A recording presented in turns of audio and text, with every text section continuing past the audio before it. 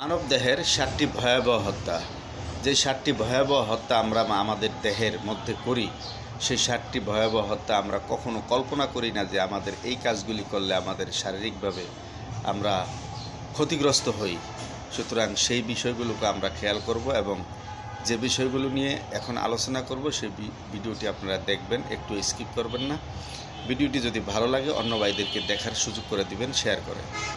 আর এরকম motivation video পেতে আমার আইডিটি ফলো করে আমার সাথে থাকবেন। অলসতা সফলতাকে মেরে ফেলে। যারা অলস তারা কখনো সফল হতে পারে না, কারণ অলস মানুষকে আল্লাহ রাব্বুল আলামিন এবং তার প্রিয় রসুল, আমার প্রিয় রসুল হযরত মুহাম্মদ সাল্লাল্লাহু আলাইহি ওয়াসাল্লাম ঘৃণা করেন। কারণ অলস ব্যক্তির কোনো উন্নয়ন হয় না, তারা সবসময় পিছু টানে থাকে এবং তারা তাদের জীবনকে অজান্তেই ধ্বংস করছে। রাগ বুদ্ধিশক্তি মেরে ফেলে।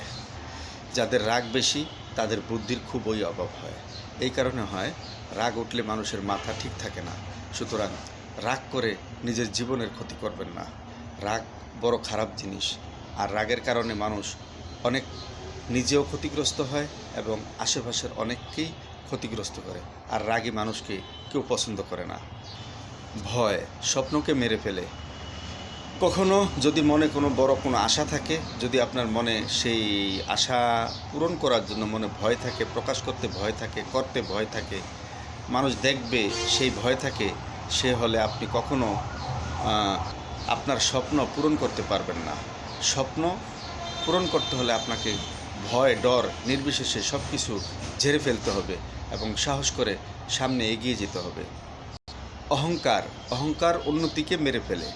অহংকার এমন একটা জিনিস, তার জীবনকে, যে অহংকারী ব্যক্তি তার জীবনকে সর্বদিক থেকে পিছনে নিয়ে যায়। আমার আগের ভিডিওতে আপনাদেরকে বলেছি, অহংকারের কথা অনেকবার বলেছি। আল্লাহ রাব্বুল আলামিন অহংকারীকে পছন্দ করেন না। আর অহংকারী ব্যক্তি কখনো উন্নতির শিখরে উঠলেও ধপাস করে পড়ে যায়, কারণ আল্লাহ অহংকারকে পছন্দ করেন না, তাকে সর্বাবস্থায় সর্ব জায়গায় অপমানিত করেন। হিংসা শান্তিকে মেরে ফেলে।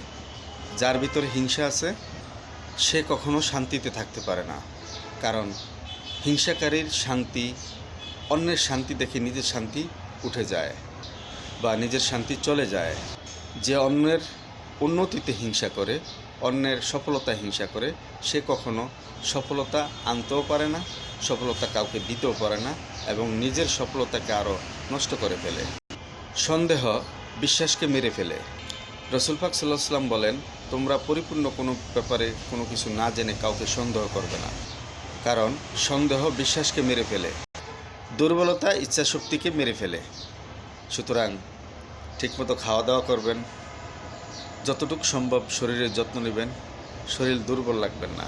কোনো কাজে দুর্বলতা যদি করেন তাহলে আপনার ইচ্ছাশক্তি ধ্বংস হয়ে যাবে।